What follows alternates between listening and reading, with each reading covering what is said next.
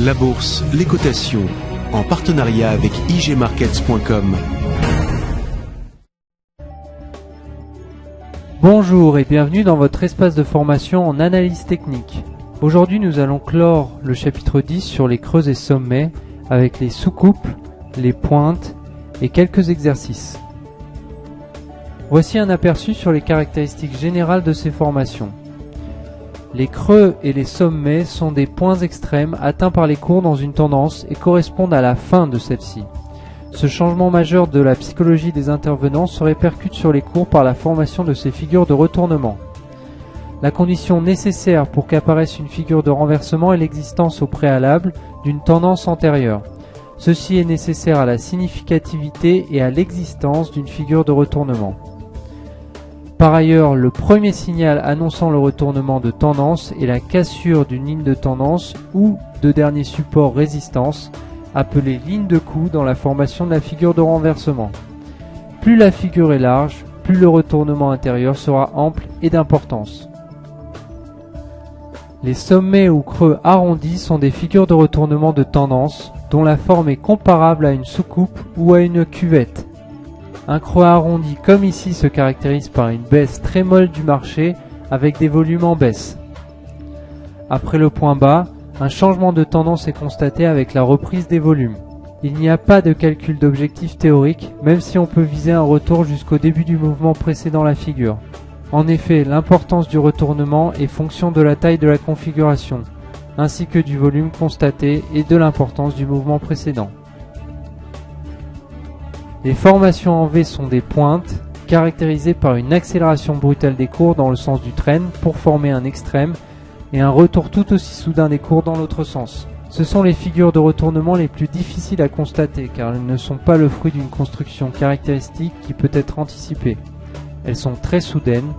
Ce qui se produit est donc une brutale accélération de la tendance existante, immédiatement suivie d'un retournement de tendance tout aussi violent. Ces sommets ou creux en V sont généralement accompagnés de forts volumes. Comme pour les formations arrondies, l'objectif est ici le retour au début du mouvement précédant la pointe. Il s'agit d'un objectif minimum, sachant que cette figure marque un renversement de tendance. Voici quelques exemples vous permettant de vous entraîner à repérer des figures de retournement sur des historiques de cours. Ici, le double sommet ou sommet en M en rouge à gauche marque le retournement d'une tendance haussière.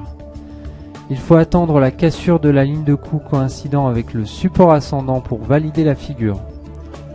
L'objectif minimum du double sommet est ici vraiment atteint avant un pullback des courbes sur le support ascendant. Le tête-épaule inversé en vert à droite illustre le retournement d'une tendance baissière.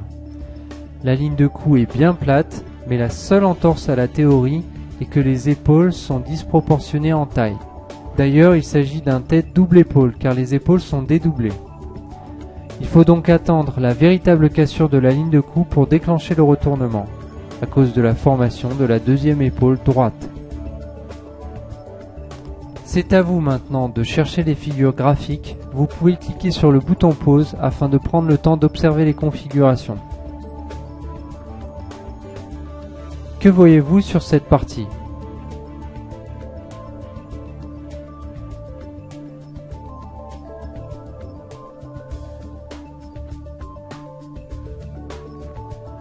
Des têtes-épaules, des doubles ou triples sommets ou creux, des formations arrondies en sous-coupe, des sommets ou des creux en V. Eh bien, on voit apparaître dans l'ordre un triple creux dont les trois creux ne sont pas du tout de même taille, comme souvent dans la réalité. Le troisième creux est lui-même un creux en W.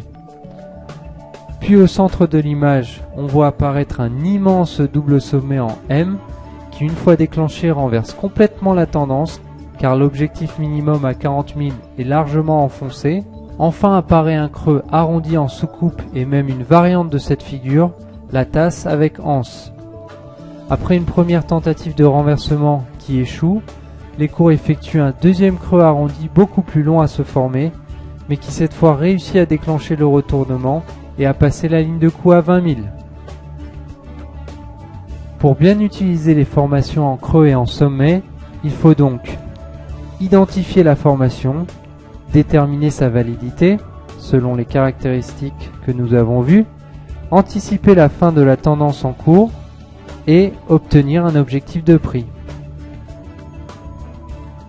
Voilà pour les formations en creux et en sommet. La prochaine leçon numéro 11 concernera les figures particulières.